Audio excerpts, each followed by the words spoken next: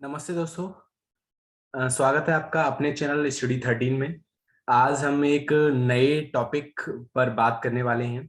कुछ बच्चों ने मुझसे कहा, सर आप नेपाल के बारे में कुछ बता सकते हैं, नेपाल के बारे में कोई वीडियो डाल सकते हैं। हमने कहा बिल्कुल नेपाल के बारे में वीडियो डालेंगे। आज हम बच्चों नेपाल की बात करेंगे, नेपाल से भारत के संबंध कैसे हैं उन पर बात करेंगे।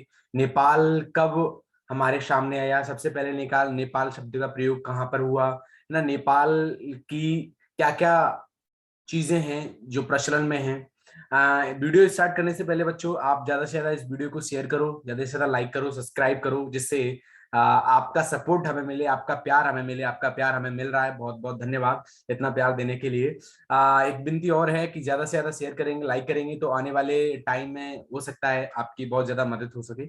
तो आज हम स्टार्ट करते हैं नेपाल से संबंधित। देखो, आज हम नेपाल की बात करेंगे तो बच्चों आपके सामने ये फ्लैग दिख रहा है, एक तरफ इंडिया का फ्लैग दिख रहा है, एक तरफ नेपाल का फ्लैग दिख रहा है ना। नेपाल का ये फ्लैग जो है वो ट्रेडिशनल टाइम का है बच्चों, प्राचीन। क्योंकि उस समय नेपाल में राजतंत्र चलता था, और राजतंत्र को, या हम कह सकते हैं राजतंत्र की सत्ता को प्रदर्शित करते हुए ये इनका फ्लैग बनाया गया है, ये झंडा बनाया गया है। आप देखेंगे एक तरह का यहाँ पर ये चक्र टाइप का बन रहा है, जो उसकी शक्ति को, उसकी पावर को दिखाता है। एक तरफ चंद्रमा बन रहा है जो उसकी शीतलता या उसके नेचर को शो करता है। अगर हम नेक्स्ट बात करें बच्चों, इसके मैप के अलावा अगर हम नेक्स्ट बात करें तो देखो ये क्या है बच्चों, ये संविधान का ये नेपाल का मैप है। अगर हम नेपाल के मैप की बात करेंगे बच्चों, इसको थोड़ा सा जूम कर लीजिए। अगर हम मैप की बात करेंगे, नेपाल का मैप, तो देखो ऐसी कंडीशन में देखेंगे आप, नेपाल बिल्कुल भारत की सीमा से लगा हुआ एक क्या है, देश है। नेपाल पहला ऐसा देश है जिसमें भारत और भारत के साथ साथ नेपाल, इन दोनों ही देशों के व्यक्तियों को एक दूसरे के देश का दौरा करने पर, एक दूसरे के देश को विजिट करने पर कोई वीजा नहीं लेना पड़ता, है ना। ये आसानी से क्या कर सकते हैं, मूव आउट कर सकते हैं एक दूसरे की कंट्री में। नेपाल वाले भारत में आ सकते हैं, भारत वाले नेपाल में आ सकते हैं। आपको पता होगा बच्चों कि नेपाल के लोग भारत के हर छोटे बड़े शहर में मिल जाएंगे आपको। रसोईया का काम करते हुए, अलग अलग काम करते हुए आपको मिल जाएंगे हर छोटी जगह में। हर छोटी से बड़ी जगह में भारत में नेपाल के लोग मिल जाएंगे। और इसकी सबसे बड़ी वजह क्या है बच्चों, इसकी सबसे बड़ी वजह यह है कि नेपाल जो है वो भारत और चीन के बीच में एक बफर स्टेट का काम करता है, एक मध्यस्थता, एक मध्य राज्य का काम करता है, मध्य देश का काम करता है। इसीलिए भारत में नेपाल के छोटे से बड़े सभी लोग यहाँ पर मिल जाएंगे, चाहे वो रिच हो, पुअर हो, कोई भी हो, यहाँ पर लोग रहने लग जाते हैं। अगर हम इसके भूभाग की बात करें बच्चों, तो ये इसका पूरा भूभाग है, भौगोलिक क्षेत्र इसका दिखाई दे रहा है, इसका चाइना से लगा हुआ है, इंडिया से लगा हुआ है ना। अगर इसको इंडिया के लोकेशन को देखें तो ये नॉर्थ ईस्ट में आता है, भारत के नॉर्थ ईस्ट में इसका भाग है। ये देखो, ये बहुत ही जबरदस्त पिक्चर है। ये नेपाल के प्रधानमंत्री ओली और भारतीय प्रधान माननीय नरेंद्र मोदी जी आपस में हाथ मिला रहे हैं। आपस में भारत और नेपाल के जो प्राचीन संबंध हैं, जो प्रारंभिक संबंध हैं, जो अच्छे संबंध हैं, उनको प्रदर्शित कर रहा है।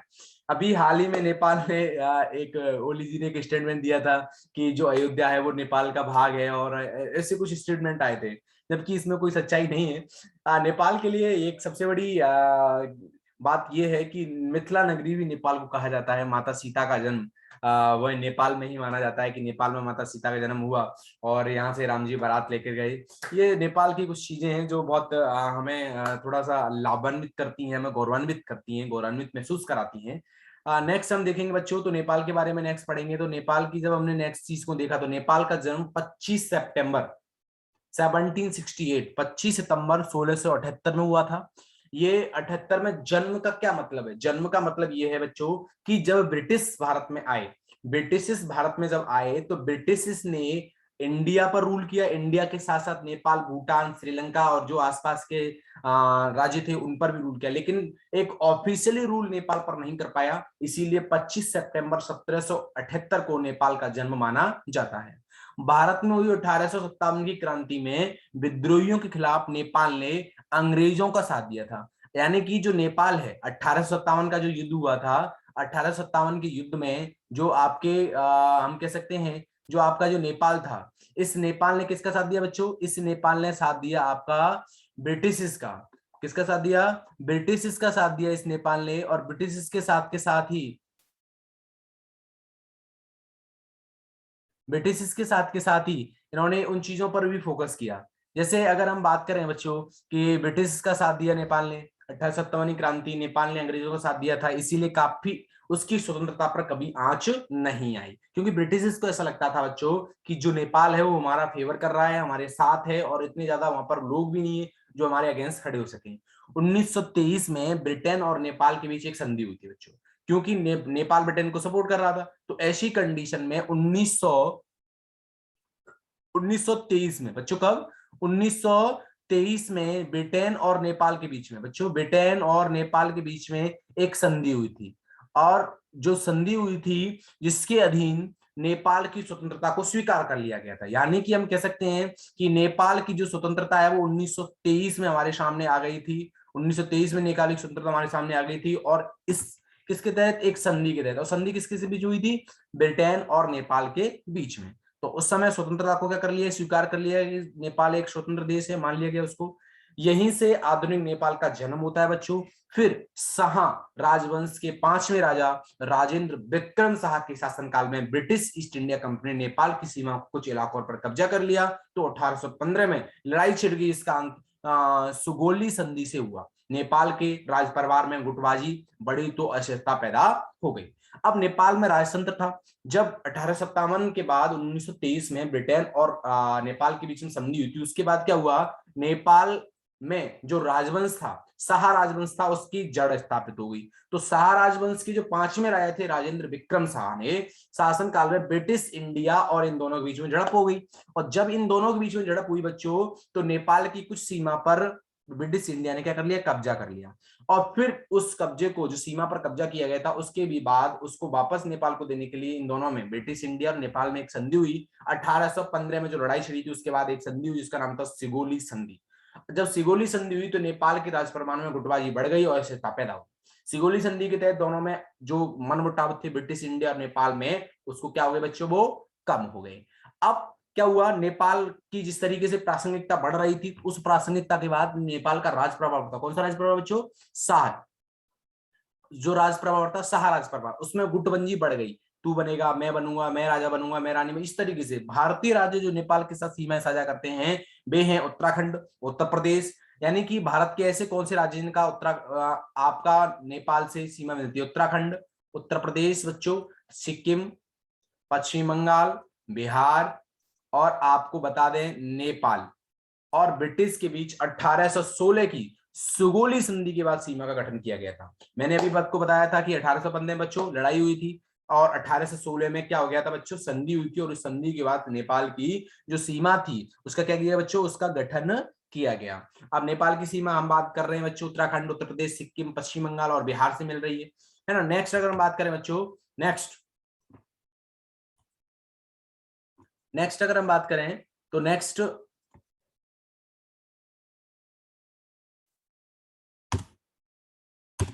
चीजें क्या है बच्चों? नेक्स्ट चीजें अगर हम बात करें, तिब्बत के लोग नेपाल को नेपा भी कहते थे। यानी तिब्बत कहां पर आता है? चाइना में आता है। तो तिब्बत में जो लोग निवास करते थे वो तिब्बत के लोग नेपाल को नेपा कहते थे। और नेपाल और नेवार शब्द की समानता के आधार पर डॉक्टर गिरियसन और यंग ने एक ही मूल शब्द से दोनों की व्युत्पत्ति होने का आगमन किया। यानी कि जो नेवार है और नेपाल है, इन दोनों की उत्पत्ति एक ही शब्द से हुई है। और अनुमान किया गया कि टर्नर ने नेपाल नेवार अथवा नेवार नेपाल दोनों स्थिति को स्वीकार किया है। नेपाल को नेवार भी कह देते हैं और नेवार को नेपाल भी कह देते हैं। रक्सौल सीमा से सटे नेपाल के वीरगंज शहर में भारत की तुलना में शनिवार को डीजल, भारत की तुलना में अगर हम बात करें बच्चों, तो शनिवार को आपका जो डीजल, शनिवार को क्या है आपका? डीजल। अगर हम इसको रेज कर दें, चीजें बन नहीं, शनिवार की बात करें, समानता के आधार पर रेक्शेला सीमा से सटे नेपाल के वीरगंज शहर में भारत की तुलना में शनिवार को डीजल भारतीय रुपए के मुताबिक 27.50 रुपए सस्ता था, जबकि पेट्रोल की कीमत 23 रुपए कम थी। भारत से खरीदार जा रहा था पेट्रोल डीजल नेपाल सस्ता क्यों? नेपाल अपनी खपत के लिए सारे पेट्रोल पदार्थ, डीजल, घरेलू गैस भारत से ही खरीदता है। वैसे नेपाल कभी किसी का गुलाम नहीं रहा। नेपाल की ब्रिटिश साम्राज्य से 1814 से 16 में लड़ाई हुई थी। संधि के कारण नेपाल का कुछ हिस्सा ब्रिटिश भारत में चला गया। दरअसल ब्रिटिश साम्राज्य नेपाल की सीमा के पास बसी छोटी छोटी रियासतों को हड़पना चाहता था। अगर हम बात करें बच्चों नेपाल और भारत की महंगाई के बारे में, तो कुछ चीजें नेपाल में बहुत सस्ती हैं और भारत में बहुत महंगी हैं, आधुनिकता की बात करें। और इसके बाद अगर हम बात करें नेपाल में, कब ये नेपाल कभी किसी का गुलाम रहा है क्या, तो ऐसी ये कोई कंडीशन नहीं है, नेपाल कभी किसी का गुलाम नहीं रहा। 1815 में जो लड़ाई हुई थी बच्चों, तो उस लड़ाई के तहत जो संधि हुई थी नेपाल की, तो उस संधि के द्वारा भारत नेपाल के द्वारा जो अपना क्षेत्र खोया गया था उसको बाद में ब्रिटिश भारत में मिला दिया गया। बच्चों आपके सामने यहाँ पर कुछ राजा दे रखे नेपाल के, कौन कौन से, ये कौन से राजा हैं, नेपाल के राजा हैं। तो सबसे पहले राजा हुए इसके पृथ्वी नारायण शाह। ये शाह परिवार के हैं सारे बच्चों, यहाँ पर शाह राजवंश था। तो सबसे पहले आपके पृथ्वी नारायण शाह, दूसरे हैं प्रताप सिंह शाह, तीसरे हैं राणा बहादुर शाह, अगले हैं गिरवन गिरवन युद्ध विक्रम शाह, अगले हैं राजेंद्र विक्रम शाह, अगले हैं सुरेंद्र विक्रम शाह, पृथ्वी विक्रम शाह और त्रिभुवन वीर विक्रम शाह और ज्ञानेंद्र वीर विक्रम शाह। ये बच्चों क्या हैं, ये नेपाल के राजा हैं। इनके बारे इनसे हमें नेपाल के इतिहास का पता चलता है। नेपाल का इतिहास इन्हीं से हमारे साथ में जुड़ा हुआ है। अगर हम नेक्स्ट बात करें, भारत और नेपाल की सीमा को क्या कहते हैं, ये एक बहुत ही बड़ा प्रश्न है कि भारत और नेपाल, जैसे हम पाकिस्तान और भारत की बात करते हैं, जैसे हम चीन और भारत की बात करते हैं, तो ऐसे ही अगर हम पाकिस्तान, भारत और नेपाल की सीमा को, भारत और नेपाल की जो सीमा पीओके के अलावा अगर बात करें, अफगानिस्तान के बीच भी डूरंड रेखा 106 किलोमीटर लंबी सीमा है, जो कि अपवाद का क्या है बच्चों, विषय है। डूरंड रेखा है, लेकिन डूरंड रेखा होते हुए भी एक अपवाद का विषय बना हुआ है बच्चों। दुनिया की सबसे ऊंची चोटी एवरेस्ट और हरी भरी घाटियों वाला नेपाल अपनी लगभग 2 शताब्दियों के इतिहास में कभी लंबे समय में शांत नहीं रहा। यानी कि अगर हम बच्चों नेपाल की बात करें, तो नेपाल मिथिला नगरी भी है। मिथिला नगरी के अलावा जहाँ पर बहुत अच्छी एवरेस्ट के लिए बहुत ज्यादा जाता है, घाटियों वाला है ये, यहाँ पर बहुत ऊंची बड़ी लंबी घाटियां हैं और ये शताब्दियों से अपने इतिहास को बनाए रखा है। उसकी वर्तमान सीमाओं का निर्धारण उसके और अंग्रेजों के बीच 1814 से 1816 तक चले युद्ध के बाद हुई संधि परिणाम है। उसके बाद 1846 से वहां राजाओं के वंश बाद ने उसे लंबे समय तक बाहरी दुनिया से अलग कर रखा। जैसे जैसे वहां पर जो शाह वंश था वो अपने पैर फैलाता गया, और जैसे ही वो पैर फैलाया, वहां की जो चीजें थी वो दब गई, वो बाहर निकल कर नहीं आ पाई। बच्चों यहाँ पर एक चीज दिख रही है, नेपाल का संविधान है ना, संविधान सभा सचिवालय सिंह दरबार काठमांडू, नेपाल का जो केंद्र है वो है बच्चों काठमांडू। काठमांडू नेपाल का केंद्र है। अब हम कुछ चीजें ऐसी जानेंगे बच्चों कि नेपाल का नया संविधान जारी हो गया। नेपाल के संविधान की बच्चों बात करें, तो नेपाल में अभी तक 5 संविधान बन चुके हैं। नेपाल में अभी तक कितने संविधान बन चुके हैं बच्चों, 5 संविधान बन चुके हैं। क्यों बन चुके हैं 5 संविधान बच्चों, क्यों, मैं बता सकता हूं आपको कि नेपाल में सबसे पहले जो पैर पसारे वो राजतंत्र ने पसारे। अब कुछ लोग जो मायोवादी थे, जो मायो को पसंद करते थे, चीन से जो आइडियोलॉजी आई थी, उस मायोद को खत्म करने के लिए बच्चों इन्होंने भारत की तरह ही एक लोकतांत्रिक देश, मतलब आप राजतंत्र से लोकतंत्र की तरफ आने के लिए उन्होंने प्रयास करना स्टार्ट कर दिया। नेपाल का नया संविधान जारी हो गया। 598 सदस्यों की संविधान सभा ने 507 वोट इसके पक्ष में पड़े और 25 खिलाफ, जबकि 66 गैर मौजूद रहे। थारू और मदेशी समुदाय, ये इसका मेन समुदाय है, थारू और मदेशी समुदाय। नेपाल अब भारतीय गणराज्य होगा। नेपाल अब संघीय गणराज्य होगा, सॉरी, मतलब वो राजतंत्र नहीं है, अब संघीय गणराज्य है। संघवाद इसका मूल सिद्धांत है, यानी राजशाही का औपचारिक क्या हो गया बच्चों, यहाँ से अंत हो गया। धर्मनिरपेक्ष संविधान का दूसरा मूल सिद्धांत है, यानी यहाँ पर धर्मनिरपेक्ष अर्थात हम कह सकते हैं कि नेपाल में आज भी 80 से ज्यादा प्रतिशत हिंदू रहते हैं, लेकिन फिर भी नेपाल ने अपने संविधान में धर्मनिरपेक्षता के कॉन्सेप्ट को ऐड किया है। देश में अब तक 7 नए राज्य होंगे। इन राज्यों में केंद्र और लोकल बॉडी की शिकायतें अलग अलग लिस्ट होगी। मतलब कितने राज्य हैं देश में, देश में अब तक 7 नए राज्य होंगे, और इनके अलावा केंद्र और केंद्र के अलावा लोकल बॉडी, जैसे पंचायती राज्य और नगरीय प्रशासन, जैसे भारत की तरह है। अगर इसके अलावा हम बात करें इंक्लूसिवनेस, यानी आर्थिक समानता, समतामूलक का तात्पर्य क्या है कि सारी चीजें समान होंगी, किसी के लिए कोई भेदभाव नहीं किया जाएगा। 5 आर्थिक, सामाजिक और सांस्कृतिक मूल अधिकारों की लंबी लिस्ट है, मतलब यहाँ पर इसके संविधान में मौलिक अधिकारों का भी प्रावधान किया गया है। इनके लिए कोर्ट जाने का अधिकार है। आप अगर मौलिक अधिकारों का कानून होता है तो आप कोर्ट भी जा सकते हैं, जैसा कि भारतीय संविधान में दे रखा है। नेपाली महिलाओं को विदेशी पुरुष से शादी करने पर अपने, यानी कि ये एक राइट दिया गया है कि अगर नेपाली महिलाओं को विदेशी पुरुषों के साथ शादी करनी है तो अपने अधिकार को वहां से या तो जोड़ना पड़ेगा या ठहरा पड़ेगा। अब नेपाल में संसदीय सरकार होगी, संविधान परिषद मुख्य न्यायाधीश की नियुक्ति करेगा और स्वतंत्र निष्पक्ष न्यायपालिका होगी। संविधान होगा, संविधान के अनुसार शासन व्यवस्था चलेगी और यहाँ पर जो स्वतंत्र क्या होगी, न्यायपालिका होगी। नए संविधान के तहत नया न्यायपालिका, नए कानून इत्यादि का क्रियान्वयन किया गया। मूल भावना है कि नेपाल के शासन में हर नेपाली नागरिक की बराबर की भागीदारी हो, किसी का ये नहीं कि कम पार्टीशन हो, किसी का ज्यादा पार्टिसिपेशन हो। संविधान की प्रस्तावना में बहुदलीय लोकतांत्रिक प्रणाली, मानवाधिकार इत्यादियों को अपनाया गया है। अगर हम नेक्स्ट बात करें बच्चों, तो ये आपको देखेंगे, ये नेपाल को संविधान है, ये नेपाल ने संविधान इस तरीके से बनाया है, देखेंगे आप भारतीय संविधान की तरह एक लिखित संविधान है इनका। अगर हम इसके बारे में थोड़ी सी और बातें करें बच्चों, नेपाल के संविधान के बारे में, तो 1923 में ब्रिटेन से हुई संधि के फलस्वरूप उसे संप्रभुता मिल गई। तो कई पर भारत की आजादी के प्रभाव में नेपाल में भी लोकतांत्रिक आंदोलन शुरू हो गया। भारत में जब पता था कि लोकतांत्रिक व्यवस्था स्थापित हुई है, उसी की तर्ज पर नेपाल में भी लोकतंत्र को स्थापित करने के लिए मांग उठी। नेपाल की कांग्रेस पार्टी ने इस आंदोलन को तीव्र किया और 1951 में राणाओं की सत्ता समाप्त हो गई। राजा त्रिभुवन वीर विक्रम को संवैधानिक प्रमुख बना दिया गया। नेपाल के राजनीतिक इतिहास में 1959 एक महत्वपूर्ण साल साबित हुआ। क्यों बच्चों? क्योंकि 1960 में नया संविधान बना था, पहला 1948 में, दूसरा 1959 में। क्योंकि इस साल नेपाल ने अपना लोकतांत्रिक संविधान बनाया और संसदीय चुनाव में कांग्रेस पार्टी ने स्पष्ट बहुमत हासिल कर लिया। पहली बार यहाँ पर लोकतांत्रिक शासन व्यवस्था को स्थापित करने की कोशिश की गई। इसी साल राजा महेंद्र ने सरकार पर भ्रष्टाचार और अकुशलता का आरोप लगाकर संसद भंग कर दी और 1962 में उन्होंने बुनियादी लोकतंत्र के नाम पर किसी भी पार्टी के सहयोग के बिना ही राष्ट्र पंचायत का गठन किया। वापस से एक राष्ट्र पंचायत गठन हो गया। राजा ने खुद ही एक मंत्रिमंडल चुना। 1972 में महाराजा महेंद्र सिंह की मृत्यु के बाद राजा वीरेंद्र को गद्दी मिली।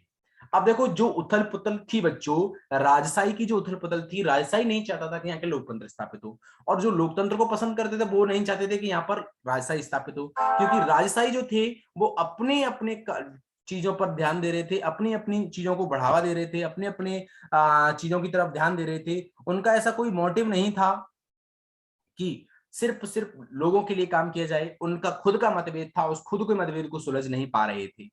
1972 में जब महेंद्र की मृत्यु हो गई तो राजा कौन बना? वीरेंद्र। जब वीरेंद्र को गद्दी मिली तो 1910 में संवैधानिक सुधार की मांग हुई, और जब 1910 संविधान सुधार की मांग हुई तो राजा नेशनल असेंबली के लिए सीधे चुनाव पर सहमत तो हुए, मगर राजनीतिक दलों को गठन की इजाजत नहीं दी। उन्होंने कहा ठीक है आप चुनाव करवा लो, लेकिन कोई भी राजनीतिक गठन नहीं होगा, सर्वोपरि सत्ता जो होगी वो राजा की ही मानी जाएगी।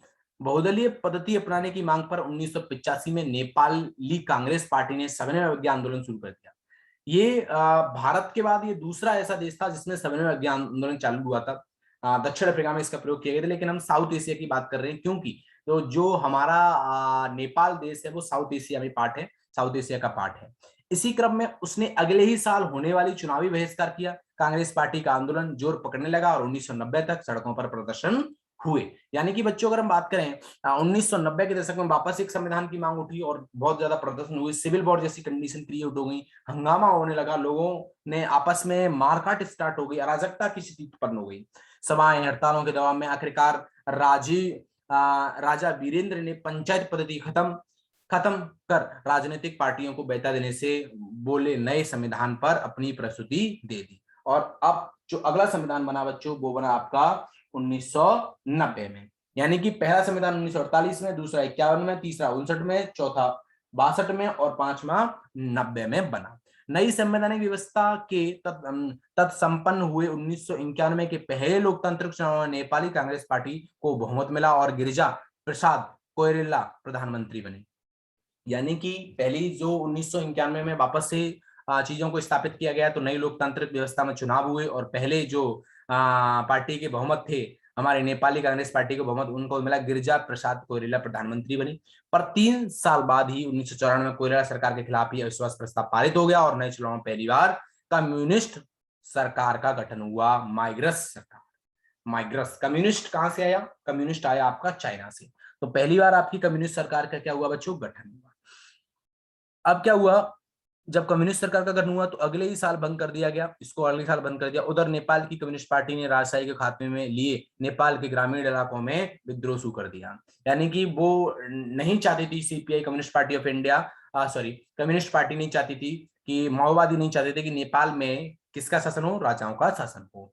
1999 चुनावों में कांग्रेस पार्टी सत्ता में आई और कृष्ण प्रसाद भट्टाराई प्रधानमंत्री बने और अगले ही साल पार्टी में विद्रोह के कारण उन्हें पद छोड़ना पड़ा। और गिरिजा प्रसाद कोइराला अगर हम बात करें बच्चों गिरिजा प्रसाद कोइराला की, गिरिजा प्रसाद कोइराला जो है, गिरिजा प्रसाद कोइराला की अगर हम बात करें, छोड़ना पड़ा। गिरिजा प्रसाद कोइराला चौथी बार प्रधानमंत्री बनाए गए। 1 जून 2001 नेपाल के इतिहास का सबसे त्रासदीपूर्ण दिन साबित हुआ जब राजकुमार दीपेंद्र, राजा वीरेंद्र और रानी ऐश्वर्या समेत सारा परिवार कई सदस्यों की हत्या कर खुद को भी गोली मार ली। ये सबसे बड़ी त्रासदी थी। जून 2001 नेपाल का इतिहास का सबसे बड़ा त्रासदीपूर्ण दिन था जब राजकुमार दीपेंद्र, राजा वीरेंद्र और रानी ऐश्वर्या समेत सारे परिवार के कई सदस्यों की हत्या कर खुद को भी गोली मार ली। वीरेंद्र की मौत के बाद नेपाल में लोकतंत्र व्यवस्था के विरोधी उनके भाई राजकुमार ज्ञानेंद्र राजा बने और उनके राजा बनने के बाद से ही अचानक नेपाल के माओ विद्रोहियों की गतिविधियां तेज हो गई और वे नेपाल के हिस्सों पर अपना कब्जा जमाने में कायम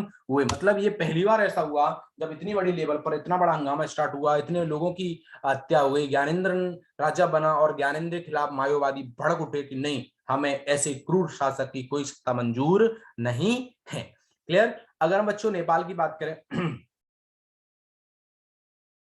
अगर बच्चों हम नेपाल की बात करें तो नेपाल आपको यहाँ पर दिख रहा है। नेपाल आपको दिख रहा है। नेपाल में ये सारी नेपाल की ओर से, ये आपका अफगानिस्तान है बच्चों, ये आपका अफगानिस्तान है और ये आपका अफगानिस्तान है बच्चों, और ये अफगानिस्तान दे रखा है, ये आपका पाकिस्तान है, ये इंडिया दे रखा है, ये मालदीव,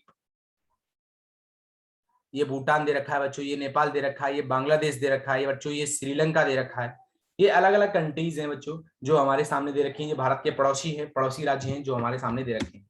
अगर हम बात करें बच्चों, अगर हम बात करें एक उसी तो एक ऐसी क्रिया मई 2002 में राजा ज्ञानेंद्र, आपको पता है राजा ज्ञानेंद्र संसद में आए, अपनी सारी बागडोर सुनाई, भंग कर इमरजेंसी लगा दी। कांग्रेस पार्टी ने देउआ को पार्टी से भरा कर दिया। देउआ अंतरिम सरकार का नेतृत्व करने लगे। अक्टूबर 2002 में उनके माओ विद्रोहियों की हिंसा के बीच चुनाव को 1 साल स्थगित करने की बात पर राजा ज्ञानेंद्र उन्हें पद से हटा दिया। लोकेंद्र बहादुर चंद्र को सरकार का नया प्रमुख बनाया। कुछ महीने बाद उन्हें हटाकर सूर्य बहादुर थापा को उनका स्थान दे दिया गया। यानी कि बच्चों नेपाल की जो स्थिति थी वो लगातार बिगड़ती गई, लगातार उनमें ऐसी अस्थिरता बनी रही। उस अस्थिरता के कारण चीजें फिक्स नहीं हो पाई। लोगों में क्या हुआ, डिसबैलेंस की स्थिति बनने लगी। लोग समझ में नहीं आ रहा था कि क्या करें क्या नहीं करें, मायो को सुने, राजा की बात सुने, लोकतंत्र स्थापित करें, क्या करें। जनवरी 2003 में माओ विद्रोहियों सरकार द्वारा घोषित युद्ध विराम कुछ ही महीनों में खत्म हो गया। इसके बाद पूरा नेपाल हत्याओं, आंदोलन, प्रदर्शनों की आग में सुलझने लगा। इस स्थिति को नियंत्रित कर पाने में असफल सूर्य बहादुर थापा ने इस्तीफा दिया। राजा ज्ञानेंद्र ने एक बार फिर शेर बहादुर देउआ को प्रधानमंत्री नियुक्त किया, पर बे सीमा माओवादियों की हिंसा के बीच बद से बदतर होती जा रही थी। राजनीतिक स्थितियों को संभाल नहीं पाए। फरवरी 2005 को राजा ज्ञानेंद्र ने देउआ को बर्खास्त, सारी कार्यकारी शक्तियां अपने हाथ में ले ली और नेपाल में मीडिया और संचार साधनों पर राजा का कब्जा हो गया। यानी कि वापस से राजतंत्र स्थापित होने की कंडीशन आ गई। लोग राजतंत्र को पसंद नहीं कर रहे थे, माओवादी राजतंत्र को पसंद नहीं कर रहे थे। राजतंत्र बिल्कुल भी निरंकुश स्थिरता को प्रदान कर रहा था, तो इसीलिए लोगों को समझ में नहीं आता कि क्या करें क्या नहीं करें। पहले महुआ थे, महुआ को उठाकर बहादुर देउआ को प्रधानमंत्री बनाया। देउआ के बाद फिर महुआ को बनाया। महुआ के बाद फिर वापस से राजा ने सारी शक्तियों को अपने नियंत्रण में लिया, मीडिया को नियंत्रण में लिया और सारा प्रशासन उनके कब्जे में आ गया। बच्चों यहाँ पर दे रखा है कि 1948 के बाद नेपाल में 5 संविधान बन चुके हैं। पहला 1948 का, दूसरा 1951 का, तीसरा 59 का, चौथा 62 का, पांचवा 1990 का। 2008 में नेपाल से राजतंत्र खत्म हुआ और लोकतंत्र बनाया गया। 2015 का न्यू संविधान को अपना। 2015 में बच्चों नया संविधान उन्होंने क्या कर लिया, अडॉप्ट कर लिया, बना लिया। ये है बच्चों सार्क का भाग भी है संविधान। अगर हम संविधान सार्क की बात करें तो संविधान में सार्क का पार्टिसिपेशन है। यानी कि जो नेपाल का संविधान है उसमें सार्क के बारे में बताया गया। आप देख रहे हैं ये वाला जो है ये नेपाल का है। नेपाल सार्क का भाग है, south Asian association for regional cooperation, ये सार्क का भाग है। Thank you for watching. Video अगर पसंद आया हो तो ज्यादा से ज्यादा शेयर करें, लाइक करें। और थोड़ी सी अगर बात करें नेपाल के बारे में बच्चों, तो नेपाल हिंदू राष्ट्र है, लेकिन उन्होंने अपने संविधान में धर्मनिरपेक्षता को अपनाया गया है। नेपाल हमारे भारत से सीमा से टिका हुआ एक देश है जिसकी स्थितियां लगातार भारत के साथ अच्छे संबंध इस तरह की सूचित करती हैं। अगर हम बात करें बच्चों तो नई चीजें हैं, आपको समझने में हो सकता है दिक्कत आ रही हो, आपको समझने में हो सकता है प्रॉब्लम हो रही हो, लेकिन आप बिल्कुल भी घबराएं नहीं,